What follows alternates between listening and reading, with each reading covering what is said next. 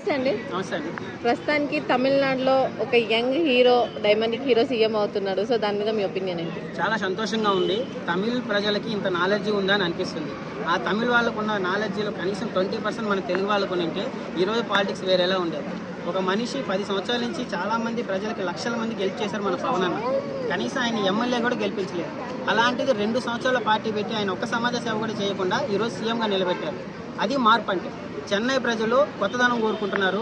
ఇప్పుడున్న వాళ్ళ పార్టీ వాళ్ళందరి మీద నెగిటివ్ పెరిగిపోయింది కాబట్టి విజయ్ గారు గెలిచారని నేను అనుకుంటున్నాను. అంటే విజయ్ గారు 2 సంవత్సరాల్లోనే సీఎం అయ్యాడు, చరిత్ర సృష్టించాడు అని అంటున్నారు. దాని గురించి మీరు ఏమంటారు? షాకే. నాకు కూడా 20 సీట్లు వస్తాయేమో అనుకున్నా. విజయ్ గారికి 100 సీట్లు రావడం అనేది చాలా పెద్ద విషయం. అసలు ఎలా వేశారు ఓట్లు ఈ కాలంలో, ఈ సోషల్ మీడియా యుగంలో ఎలా నమ్మి ఓట్లు వేశారు. గ్రౌండ్ లెవెల్లో ఒక పార్టీకి అంత దమ్మే లేదు. ఒక 5 సంవత్సరాలు కష్టపడలేదు, జనంలో తిరగలేదు, ఎక్కడ ఒక లక్షల మందికి ఏం భోజనాలు పెట్టలేదు. ఎలా అయిపోయారు? ఏమంటే ఆయనకున్న పవర్.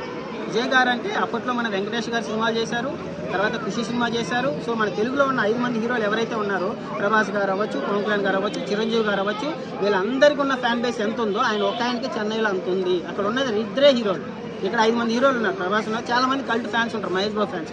అక్కడ ఉన్నది 2 అజిత్, విజయ్. పడితే అజిత్ ఓట్లు కూడా ఇట్లా పడిపోయినాయి విజయ్ గారికి. సో దానివల్ల సింపుల్గా గెలిచారు. ఇక్కడ ఏంటంటే ఇక్కడ అంతా సపరేట్ అయిపోయారు మన తెలుగులో.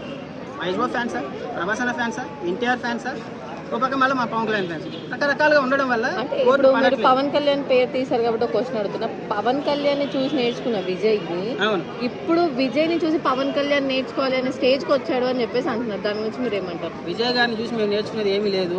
పవన్ కళ్యాణ్ నేను ఒకటి చెప్తున్నా, ఈ రోజు విజయ్ గారు సీఎం అయ్యారంటే కారణం మా పవన్ అన్నే. మా పవన్ అన్నని కాపీ కొట్టి ఈరోజు విజయ్ గారు సీఎం అయ్యారు. అర్థమైందా? అప్పుడెప్పుడో ఖుషి సినిమా కాపీ కొట్టాడు, తర్వాత మహేష్ బాబు సినిమా ఏదో కాపీ కొట్టాడు. ఇప్పుడు పాలిటిక్స్లో మన అన్నకి 21కి 21 వచ్చింది. ఈయన డిప్యూటీ సీఎం అయ్యింది, మనం ఎందుకు పార్టీ పెట్టకూడదు, మనం కూడా పెడదామని చెప్పేసి పార్టీ పెట్టాడు, గెలిచారు. అక్కడ వాళ్ళు గొర్రెలు కాబట్టి ఓట్లు కూడా గుద్దేశారు. ఎట్లా నమ్ముతారు పార్టీ? మన వాళ్ళు నమ్ముతారు తెలుగులో?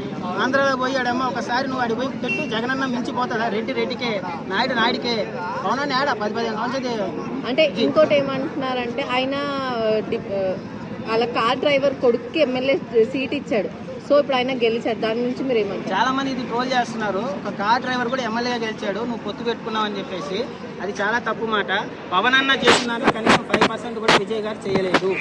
అక్కడ ఏంది ఫేస్ వాల్యూ? అక్కడ తమిళ వాళ్ళకి అంత నాలెడ్జీ లేదు, మన తెలుగు వాళ్ళకు అంత నాలెడ్జీ లేదు. రెడ్డి లేదు, నాయుడు లేదు. కొత్తదనం కావాలి.